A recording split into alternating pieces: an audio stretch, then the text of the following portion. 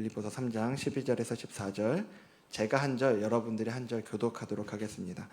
제가 먼저 읽겠습니다. 내가 이미 얻었다 함도 아니요 온전히 이루었다 함도 아니라 오직 내가 그리스도 예수께 잡힌 바 된 그것을 잡으려고 달려가노라. 형제들아, 나는 아직 내가 잡은 줄로 여기지 아니하고 오직 한 일, 즉 뒤에 있는 것은 잊어버리고 앞에 있는 것을 잡으려고. 함께 읽겠습니다. 표대를 향하여 그리스도 예수 안에서 하나님이 위에서 부르신 부름의 상을 위하여 달려가노라. 아멘. 네, 오늘은 제가 간단한 퀴즈 하나로 좀 이렇게 말씀을 시작하려고 하는데요. 엄마들은 정말 오지를 원치 않고 아이들은 간절히 기다리는 것은 무엇일까요? 네, 맞습니다. 방학입니다. 방학. 예. 엄마들은 정말 이렇게 저희 집에서도 보면은 아이들이 방학 얘기 나올 때마다 엄마는 아주 질색을 합니다. 예, 정말 원치 않죠. 네, 왜냐하면 아이들하고는 적당히 거리감이 있는 게 좋은 것 같습니다. 어제 새가족 환영회가 있었습니다. 어제 새가족 환영회를 통해서 이제 우리 수지 함께하는 교회에 처음으로 오셨던 그 새가족들과 함께 즐거운 시간을 좀 보낼 수 있었는데요. 많은 봉사자들의 또 헌신이 있었습니다. 그 중에 탁월한 레크레이션 강사를 저희가 또 초빙을 해서 그 시간을 가졌는데, 제가 처음 보는 게임을 하시더라고요. 혹시 너랑 나랑 이런 게임 아십니까? 네, 저만 모르는 게 아니었군요. 예, 저도 어제 처음 해봤습니다. 너랑 나랑이라는 게임이었는데, 한 가지 키워드를 주면 그 키워드에 대해서 이제 8가지, 어제 같은 경우에는 8가지 생각나는 단어를 적는 거였습니다. 그래서 그거를 각자 이렇게 이야기를 하면은 거기 이제 있는 사람들이 자기도 그걸 적었을 때 손을 드는 거예요. 그래서 가장 많이 손을 들면 이제 점수를 얻고 이렇게 하는 건데요. 얼마나 보편적인 생각을 갖고 있는가 이렇게 좀 생각하는 거죠. 근데 어제 키워드가 뭐였냐면 바로 여름이라는 키워드였거든요. 여러분은 여름 하면 뭐가 떠오르십니까? 저는 여름 하는데 제일 먼저 수박이 떠오르더라고요. 예, 수박, 아이스크림 이런 거 좋죠. 네.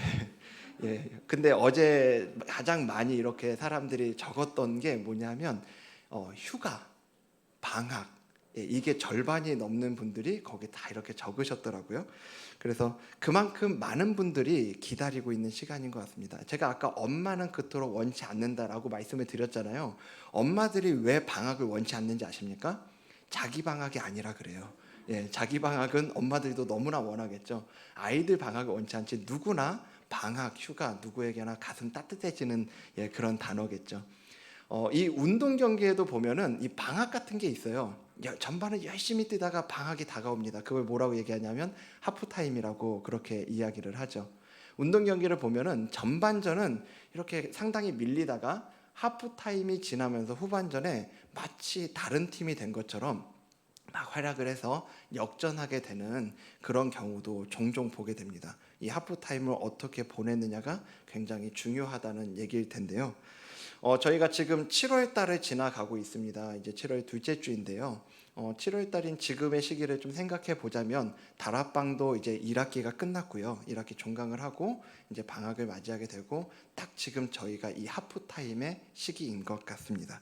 그래서 휴가와 방학이 있는 이 하프타임의 시기를 잘 지냈으면 좋겠다라는 마음에 저희가 지금까지는 느헤미야를 가지고 계속 좀 살펴오지 않았습니까? 이 느헤미야를 잠깐 멈추고 이 하프타임에 대한 이야기를 여러분들과 오늘 나누려고 합니다.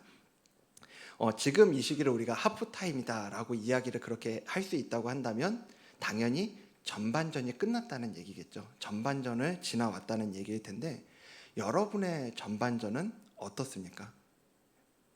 2022년으로 볼까요? 2022년 여러분들의 전반기는 어떠셨습니까?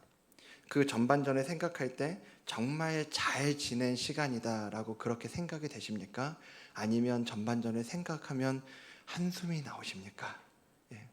우리 인생에 있어서는 어떨까요? 우리 인생에 있어서 우리의 전반기를 생각해 본다면 스스로 생각할 때 이만하면 잘 살았다 이런 생각이 드십니까? 성공했다라는 생각이 드십니까? 아니면 조금 더 잘 살아볼 수 있었을 텐데, 그때 이렇게 하면 좋았을 텐데, 이런 아쉬움이 조금 더 많이 남아 있으십니까? 한 사람이 있었습니다. 이 사람은 뭘 해도 대충 하는 법이 없어요. 무엇을 하든 최선을 다해서 맡겨진 일을 하는 사람이었습니다. 그런데 그렇게 애쓰면서 살아가던 중에 감옥에 갇힐 만한 그런 일을 하지 않았음에도 불구하고 억울하게 감옥에 갇히게 됩니다. 근데 감옥에 갇힌 것만으로도 충분히 이 사람의 인생이 억울하다 생각될 수 있지 않겠습니까? 근데 그게 끝이 아니라 감옥에 갇혀 있는 사이에 그토록 열심히 일하고 이렇게 일했던 자기를 시기하는 이들이 있었던 거죠. 그래서 그런 자기를 괴롭게 하기 위해서 자기가 하던 그 일을 가로채가 버렸다는 소문을 그 안에서 듣습니다. 마음이 굉장히 상할 법한 이야기 아닙니까?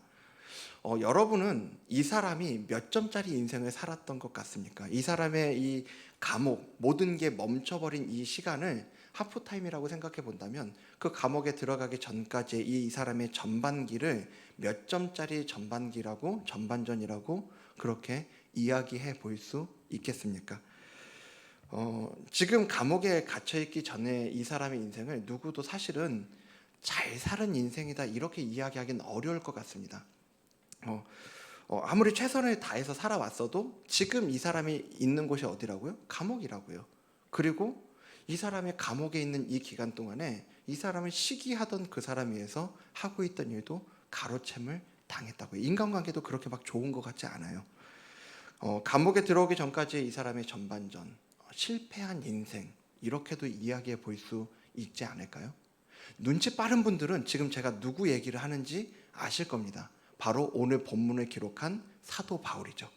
네, 전혀 그렇게 생각하지 못했다라는 눈초리를 보내주시면 제가 매우 기쁩니다.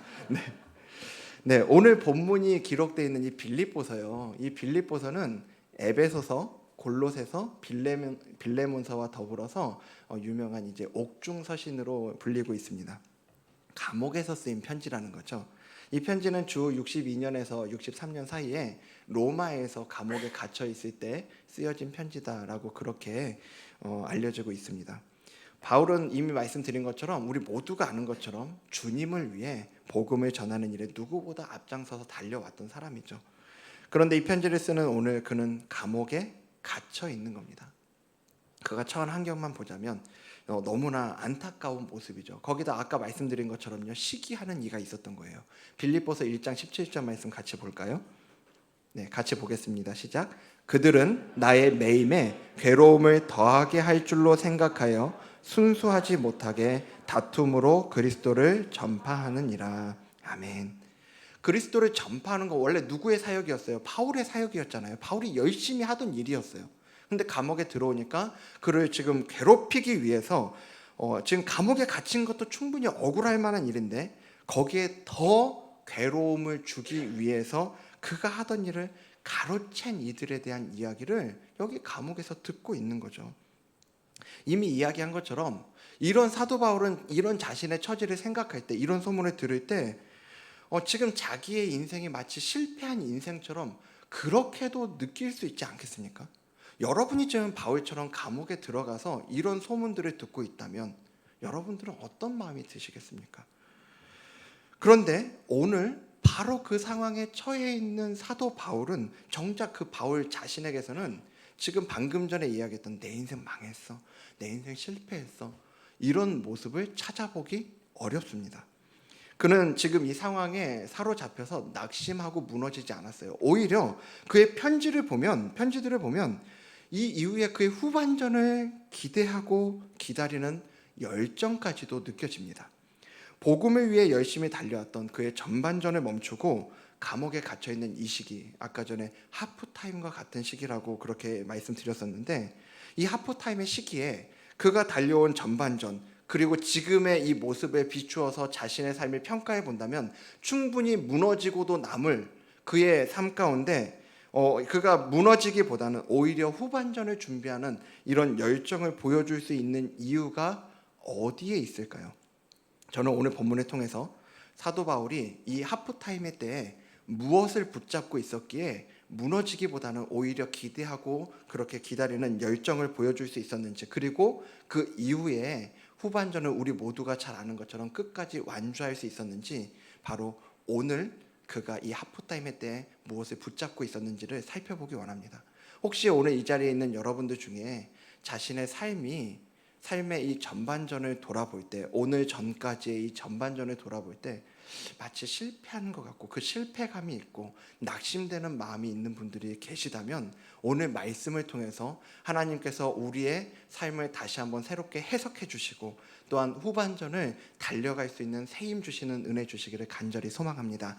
네, 첫 번째로 저는 오늘 그를 바라볼 때 자기의 목표가 무엇인지를 정확하게 알고 붙잡고 있었다는 겁니다. 달리기 시합을 하는 선수가 점검해야 되는 것들이 참 많이 있습니다. 잘 뛰기 위해서 체크해야 되는 것들이 있어요. 그 몸의 상태도 봐야 되고요, 다른 선수와의 거리도 봐야 되고 지면의 상태도 살펴야 됩니다. 그런데 이 모든 것들을 다 잘 살펴도 이 하나를 놓치면 아무짝에도 쓸모가 없는 거예요. 그가, 이 달리기 선수가 무엇보다도 중요하게 체크하고 바라봐야 되는 게 뭐냐 하면 바로 목적지입니다. 그가 어디를 향해서 뛰어야 되는지. 아무리 그가 빨리 뛰어가도 이 목적지가 바르지 못하다면 그가 쏟아부었던 그 최선은 아무 의미가 없는 일이 되는 거겠죠. 그래서 우리가 흔히 사용하는 말 중에 속도보다 중요한 것은 뭐라고요? 방향이라고 그렇게 얘기하는 것이 있지 않습니까? 전반전을 돌아보면서 이 실패감을 느끼고 있는 분들이 계시다면 저는 여러분들에게 이런 질문을 드리고 싶어요. 여러분의 전반전이 무엇을 위해 살아오셨는지, 그리고 여러분들의 전반전은 어디를 향해 달려가고 있었는지 여쭤보고 싶습니다. 만일 오늘 이 바울의 목표가요, 사역을 통해 더 많은 신자를 얻고 그리고 더 많은 교회를 세우는 일이었다고 한다면, 그래서 이렇게 성경에 기록되어 있다면요, 내가 이미 얻었다 함도 아니요 온전히 이루었다 함도 아니라 나는 오직 더 많은 신자를 얻고 더 많은 교회를 세우는 그것을 잡으려고 달려가노라. 이게 바울의 고백이었다고 한다면 지금 바울은 감옥에 갇혀있는 자신의 처지가 절대로 이해되지 않았을 겁니다. 왜냐하면 이런 것들을 목표로 삼고 달려가고 있었다면 지금 아무것도 할 수 없는 감옥에 갇혀있는 상태는 명백한 실패거든요. 그래서 바울은 그것들을 바라보고 있지 않았고 다른 목표를 분명히 바라보고 있었는데, 그게 12절 말씀이죠. 12절 말씀 같이 한번 다시 보겠습니다. 시작. 내가 이미 얻었다 함도 아니요 온전히 이루었다 함도 아니라 오직 내가 그리스도 예수께 잡힌 바 된 그것을 잡으려고 달려가노라. 지금 바울이 뭘 잡으려고 달려간다고요? 그리스도 예수께 잡힌 바 된 그것을 잡으려고 달려간다고요. 지금 사도 바울의 가슴속에는 그리스도 예수께 잡힌 바 된 그것을 잡으려고 달려가려는 이 마음 하나밖에는 없는 거예요. 오직. 그럼 그리스도 예수께 잡힌 바 되었다라는 건 무슨 얘기입니까? 예수님께 다스림을 받는다는 얘기죠. 나의 생각, 느끼는 것, 말하는 것, 행동하는 것들이 온전히 예수님의 다스림을 받는 것, 여러분 그걸 상상해 보셨습니까? 그런 인생은 어떤 인생일까요? 그런 삶은 어떤 삶일까요? 예수님처럼 살아가는 삶이겠죠. 하나하나 예수님께 다스림을 받는 거니까요. 그래서 지금 사도 바울은 예수님처럼 되는 것이야말로 그가 가야 할 방향이라고, 그의 인생의 목표라고 그렇게 지금 말하고 있는 거죠. 사도 바울이 지금 감옥에 갇혀 있는 상황임에도 불구하고 자기의 처지를 돌아보면서 이 인생 실패한 인생이다, 모든 게 멈춰버린, 그리고 밖에서는 나를 괴롭게 하려는 저 사람들이 있는 이런 인생, 실패한 인생이다, 그렇게 여기지 않을 수 있었던 이유는 그런 것들이 자기의 목표가 아니었기 때문이에요. 사도 바울의 인생의 선명한 목표는 바로 조금이라도 더 예수님 닮아가는 것, 그게 바로 사도 바울의 인생의 목표였다는 겁니다. 여러분들의 인생의 목표는 무엇입니까? 사실 우리가 교회에서 사역을 하고요, 또 우리 각자가 각자의 삶의 터전에서 맡고 있는 일들이 많이 있지 않습니까? 그 일들을 하다 보면 자꾸 우리는 조금 더 많은 일들을 하고 조금 더 빨리 그 일들을 해낼 때 우리가 성공한 삶을 살아가고 있는 것 같은 착각에 빠집니다. 왜냐하면 지금 세상이 우리에게 자꾸 그런 것들을 심어주거든요. 더 많은 일을 해야 하고 더 빨리 그 일들을 해야 하고, 우리가 그 일들의 그런 사상들에, 그런 생각들에 사로잡혀 있으면 우리가 그 일들을 열심히 하면 할수록 사실은 우리는 더 좌절감을 느낄 수밖에 없어요. 왜 그런지 아십니까? 여러분들이 아무리 그 일들을 빨리 해치우고 많은 일들을 한다 하더라도 반드시 여러분들보다 그 일을 잘하는 사람이 나오기 때문입니다. 우리가 그 일 자체에, 일의 성과에 우리의 기준을 두기 시작했을 때 우리의 마음 가운데 끊임없이 이루어지는 게 뭐냐면 바로 비교입니다. 비교. 네. 그래서 계속 내가 해놓고 이것들에 대해서 얼마나 잘했는지를 이것만 바라보는 게 아니라 다른 사람과 비교하기 시작해요. 더 많은 것, 더 빨리. 우리가 그렇게 우리의 삶을 바라보지 않으려면 여러분 우리의 인생의 목표를 다시 잘 설정해야 합니다. 그렇게 늘 변하고 늘 비교될 수 있는 것들이 아니라 어떠한 것에도 영향받지 않고 비교되지 않는 것에 우리의 목표를 두어야만 합니다. 그리스도 예수께 잡힌 바 된 그것. 우리가 그리스도인으로 살아가는 삶 가운데 무엇보다 중요한 목표는 바로 예수님 닮아가는 삶입니다. 그 예수님을 닮아가는 게 여러분들의 인생에 그렇게 매력적이지 않으십니까? 생각해 보십시오. 나의 삶 속에서 지금 내가 있는 그 자리에 내가 아니라 예수님이 계시다고 생각을 해 보십시오. 여러분들의 가정에서요. 여러분 가정 생활이 그렇게 녹록하지 않다고 생각되시는 분들 계십니까? 그렇다면 지금 여러분들의 자리에 예수님이 계셔서 나의 아내를, 나의 남편을, 그리고 나의 자녀를 대할 때 그 예수님이 그렇게 하고 계시다고 생각해 보십시오. 그 가정은 천국이지 않을까요? 네. 여러분들의 직장에서도 마찬가지죠. 여러분들의 직장에 여러분들이 있는 그 자리에 예수님이 계셔서 그 일들을 맡아주시고, 그리고 예수님이 여러분들의 직장 동료를, 직장 부하 직원을, 상사를 대한다고 생각해 보십시오. 여러분들의 직장은 바로 그 자리가 천국이지 않을까요?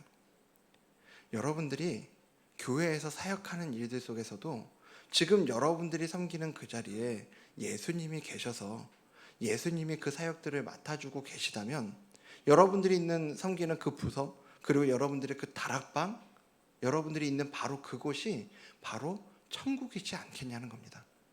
천국을 생각할 때 여러분들은 뭘 떠올리십니까? 사시사철 먹을 게 끊이지 않는 그곳이 천국인 것 같으십니까? 황금 기와집이 있고 시냇가가 흐르고 있고 춥지도 않고 덥지도 않은 그곳이 천국이라고 늘 생각하고 계십니까? 성경은 우리에게 천국은 주님 계신 곳이라고 정확하게 말씀해주고 있습니다. 그래서 주님은 우리가 죽은 이후에 그 천국을 경험하는 것이 아니라 우리가 살아가는 오늘 우리의 삶의 현장 가운데 그 어디나 주님 계시는 하늘나라 천국의 삶을 살아가기를 원하신다는 말씀이신 거죠.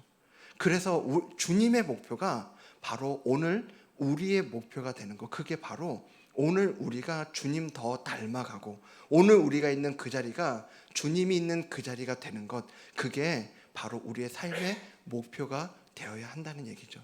그래서 오늘 이 하프타임에 저와 여러분이 어디를 향해 달려가고 있는지, 무엇을 추구하며 나아가고 있는지 다시 한번 잘 점검하는 이 시간 되기를 소망합니다. 네, 두 번째는요, 바울이 이 하프타임에 분명히 했던 두 번째는 그 목표를 향해 가는데 무엇이 방해가 되는가를 정확하게 보고 있었습니다. 우리가 이걸 가지치기라고 얘기하죠. 자신의 목표를 향해 가는데 필요가 없는 것들, 그러니까 잘라내야 할 것들이 무엇인지를 분명히 하고 있는 겁니다. 함께 13절 말씀 읽어보도록 하겠습니다. 같이 읽겠습니다. 시작. 형제들아, 나는 아직 내가 잡은 줄로 여기지 아니하고 오직 한 일, 즉 뒤에 있는 것은 잊어버리고 앞에 있는 것을 잡으려고. 아멘. 지금 사도 바울이 무엇을 잊어버린다고 말하고 있습니까? 뒤에 있는 거요. 뒤에 있는 거. 예. 오직 한 일, 뒤에 있는 것은 잊어버리고, 네, 과거를 잊어버린다고 얘기하고 있습니다. 본문 앞에 말씀을 보면, 이 3장 앞부분에 보면 바울이 자기에게 유익하던 것을 해로 여기고, 죄송합니다, 똥처럼 여긴다라고 이제 그렇게 말씀하는 장면이 나옵니다. 우리가 알고 있는데 사도 바울의 과거는 참 화려합니다. 그는 시민권을 가지고 있는 것만으로 많은 사람의 부러움을 살 수 있는 로마의 시민이었고요. 그리고 유대의 뼈대 깊은 집안이었던 베냐민 지파였고 당시 최고의 석학이었던 가말리엘의 수하였습니다. 제자였습니다. 저 같으면 이 사도 바울이 갖고 있었던 것 중에 하나만 갖고 있어도 놓치지 않으려고 발버둥을 쳤을 것 같은 그런 것들은 사도 바울을 참 많이 갖고 있는 거죠. 그런데 그럼에도 불구하고 그런 이것들을 배설물처럼 여긴다, 그렇게 얘기하고 있습니다. 근데 여기 우리가 방금 전에 읽었던 13절 말씀은 비단 그렇게 예수님 만나기 전에 있었던 것들만을 이야기하지는 않은 것 같습니다. 오직 한 일, 그가 했던 것들에 대한 것들을 다 잊겠다는 거예요. 왜 그렇습니까? 자기가 했던 것들을 붙잡고 있으면 붙잡고 있을수록 자기가 사역했던 그 사역의 열매들, 나 이런 것도 했고 이런 것도 했고, 그런 것들을 기억하고 있으면 기억하고 있을수록 그것들은 자기의가 되고, 그리고 그게 바로 사도 바울이 앞으로 나아가지 못하게 막는 그런 족쇄가 되기 때문이라는 거죠. 우리는 자기가 한 일, 즉 뒤에 있는 것을 잊지 못하고 그것을 계속 붙잡고 있다가 망한 한 사람을 알고 있습니다. 바로 사울 왕입니다. 이스라엘의 첫 왕으로 이 사울 왕의 출발은 화려했습니다. 하나님께서 그를 통해 이 이스라엘의 구원을 이루어 가실 때 계속해서 전쟁에 승리하게 하시거든요. 이기고 또 이기고. 근데 전쟁에서 이기고 승리하는 일들이 거듭되면서 그는 자신이 한 일, 즉 뒤에 있는 것들을 붙잡기 시작합니다. 처음에는 분명히 하나님께서 그에게 맡겨주신 사명의 자리였죠, 이 왕이라는 자리는. 하지만 그가 한 일들을 붙잡기 시작할 때 이 사명의 자리는 자신의 명예와 권력을 위한 자리가 되어가기 시작합니다. 그렇게 자신이 한 일을 붙잡고 있었던 그가 그 인생 말년에 집중했던 건 하나님께서 맡기신 왕으로서의 그 사명이 아니었습니다. 오히려 왕으로서 세움받은 다윗을 죽이는데, 왜냐하면 자기의 자리를 위협하는 자니까요. 그 다윗을 죽이는데 군사를 동원하고 에너지를 집중했던 것들을 우리는 봅니다. 끝까지 이 뒤에 있는 것, 자신이 한 일 뒤에 있는 것, 자기가 지켜야 하는 것들을 놓지 못했던 사울은 아름다웠던 그 시작과는 달리 그의 결말은 너무나 비참했습니다. 제가 사역을 하면서도 종종 이런 부분들을 많이 느끼게 됩니다. 사역을 하다 보면은 하나님께서 은혜를 주셔서 잘된 사역들이 있어요. 근데 그 사역이 잘 됐다고 해서 제가 그것을 계속 붙잡고 이대로 하면 되겠다 그렇게 생각하고 해 나가다 보면은 제가 잘했던 그 사역 때문에 제 발목이 잡힐 때를 많이 경험하게 됩니다. 여러분들은 어떠십니까? 여러분들도 여러분들이 했던 것들, 했던 일, 그것들 뒤에 있는 것들을 붙잡고 있다가 앞으로 나아가지 못하는 일들을 왕왕 경험하지는 않으십니까? 오늘 여러분들은 그 어떤 과거를 갖고 계세요? 지금 여러분들이 갖고 있는 그 잊지 못하고 붙잡고 있는 뒤에 있는 것은 어떤 겁니까? 저는 그것이 여러분들에게 얼마나 귀한 건지 잘 모릅니다. 그리고 저는 그것이 여러분들이 그 뒤에 있는 것들을 쓰다듬고 되새겨 볼 때마다 그것이 여러분들에게 얼마나 큰 기쁨을 주는지도 저는 알지 못합니다. 하지만 분명한 건요, 그것이 여러분들이 앞으로 나아가지 못하도록 여러분들의 발목을 붙잡고 있다고 한다면, 그러면 과감하게 여러분 그 뒤에 있는 것들을 잊으셔야 한다는 겁니다. 그것들을 잊어야 우리는 앞으로 나아갈 수 있습니다. 사도 바울이 이 하프타임을 지나서 하나님 앞에서 마지막까지 성공한 신앙의 경주를 해낼 수 있었던 건요, 무엇을 붙잡고 무엇을 버려야 할지 분명히 알았기 때문이라는 거예요. 그래서 오늘 우리도 무엇을 가지치기 해야 할지를 잘 분별해서 이 하프타임의 시기를 지나 우리 인생의 후반전을 또 잘 나아가는 저와 여러분 되기를 소망합니다. 세 번째로는요, 사도 바울이 지금 이렇게 앞에 있는 목표를 붙잡고 나아가고, 그리고 그가 어떤 것을 가지치기를 해야 하는지를 잘 보고 나아가고 있는데, 무엇보다도 그가 현재 이 처한 상황에서 흔들리지 않고 있을 수 있었던 가장 큰 이유는 그의 정체성에 있었습니다. 그의 정체성. 14절 말씀을 같이 보죠. 같이 읽도록 하겠습니다. 시작. 표대를 향하여 그리스도 예수 안에서 하나님이 위에서 부르신 부름의 상을 위하여 달려가노라. 아멘. 예, 열심히 사도 바울은 달려가기 원한다, 달려간다라고 이야기하고 있습니다. 어디 안에서요? 그리스도 예수 안에서요. 지금 아까 우리는 사도 바울의 지금의 상황을 이미 이야기했습니다.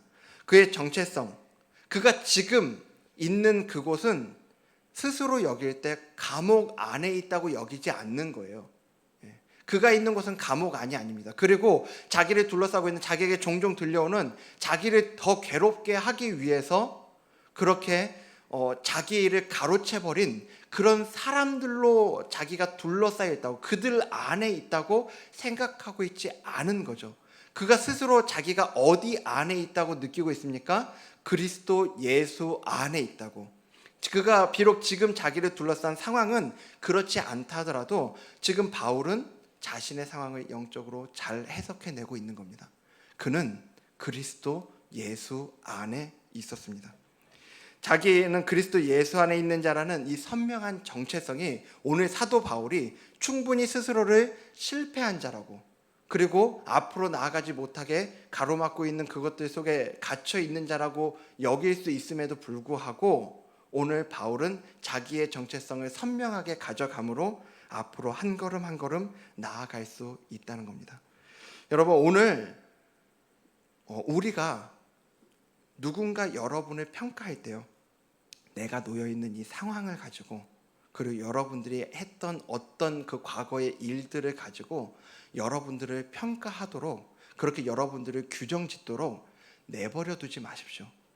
그리고 무엇보다 여러분 스스로 여러분들이 지나온 과거에 얽매여서 여러분 자신을 규정짓지 않도록 여러분 주의하시기 바랍니다. 오늘 우리가 우리 스스로 바라보아야 하는 그 정체성은 내가 지금 나를 둘러싸고 있는 환경이 아니라, 그리고 과거에 내가 했던 어떤 일들이 아니라, 우리 모두는 그리스도 예수 안에 있는 자로, 주님께서 우리를 위하여 그 보혈을 흘려서 우리를 핏값으로 사주셨고 우리를 자기 자녀 삼아주신 그것이 바로 우리의 정체성이라는 걸 기억하시기 바랍니다. 그래서 오늘 우리가 살아가는 이 삶의 걸음걸음이, 우리가 나아가는 목표가 분명히 주님께 사로잡힌 것을 위해서 우리가 달려나가는데, 이것은 우리가 우리의 정체성을 정확하게 할 때요, 그때 우리가 기억할 수 있는 건 내가 지금 그렇지 않지만 주님 닮아가기 위해 달려간다는 게 아니에요. 지금 나한테 존재하지 않는 것들을 잡으려고 달려가는 자가 아니라, 아까 전에 처음에 말씀드렸던 우리 삶의 목표는 이미 주님께서 우리 가운데 찾아와 주셨고 우리가 그리스도 예수 안에 있는 자이기 때문에 우리는 이미 주님을 닮아가고 있는 중입니다. 그리스도 예수 안에 있는 자라는 건 주님과의 연합을 이야기하고 주님 안에 있는 자라는 우리의 정체성을 보여주고 있는 표현인 거죠. 우리는 이미 그리스도 예수 안에 있는 자로 주님을 닮아가기 위해 나아가고 있는 거예요. 그래서 우리가 이 부분을 놓쳐버린다면 우리는 늘 실패감에 빠져 있을 수밖에 없어요. 내가 지금 모습은 그렇지 않은 것 같은데, 전혀 내 안에 예수님 닮아 있는 모습이 보이지 않는 것 같은데, 보이지도 않는 예수님 닮아가라는 이야기는 우리를 무력감에 빠져들게 만듭니다. 하지만 오늘 저와 여러분을 주님은 자녀 삼아 주셨고 우리의 정체성을 그리스도 예수 안에 있는 자로 삼아 주셨다라는 걸 우리 모두가 기억해야 합니다. 그리고 그렇게 우리가 그것들을 더 선명하게 우리 안에 기억하며 살아가기 위해서 필요한 게 있어요. 뭐냐 하면 하나님의 말씀을 붙잡는 겁니다. 여러분, 이 전반기를 지나오면서 얼마만큼이나 이 말씀과 가까이 붙어 있으셨습니까? 여러분, 그 일상 가운데 얼마나 말씀을 붙잡고 말씀과 동행하며 살아오셨습니까? 그리스도 예수 안에 있다라고 하는 거예요. 예수님은 말씀이시죠.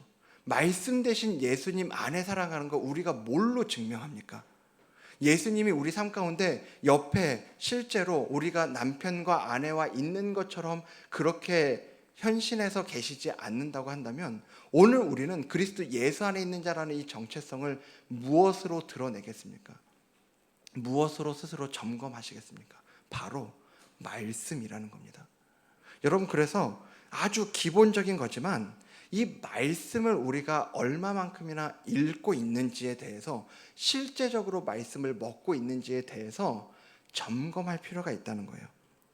이 말씀을 놓치면 우리가 정체성을 놓치고, 그리고 무엇을 가지치기 해야 되는지를 놓치고, 그리고 우리의 방향을 놓칠 수밖에 없다는 걸 기억하셔야 됩니다.